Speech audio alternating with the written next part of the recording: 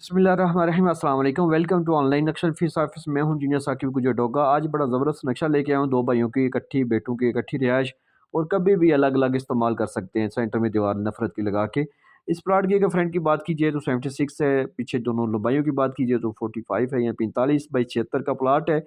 वो 12.5 मरले प्लाट बन जाता है, 380 स्क्वायर यार्ड बन जाता है। इसके अंदर दोनों भाइयों की मुश्तरका हमने एक जैसी रिहाइश दी है। सामने कारपोर्च दोनों का मुश्तरका अलग भी हो सकते हैं। दोनों साइडों पे बैठक नज़र आ रही है, ड्राइंग रूम दोनों के साथ अटैच वॉशरूम है।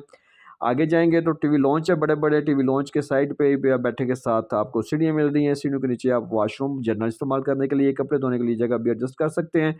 बैक साइड पे आपको 2 कमरे नज़र आ रहे हैं, एक मास्टर कमरा है उसके साथ अटैच वॉशरूम की है। सेंटर में आपको किचन नज़र आ रहा है, किचन की बैक साइड पे ओपन हवा के लिए जगह है। कपड़े भी वहाँ पे धो सकते हैं। एक दूसरा जनरल एक वैसे ही जनरल कमरा है। दोनों भाइयों की एक जैसी रिहाइशें हैं। आप भी अपने घर के नक्शे के लिए, अपनी सोच फिकर के घर नक्शा बनवाने के लिए व्हाट्सएप पे हमारे साथ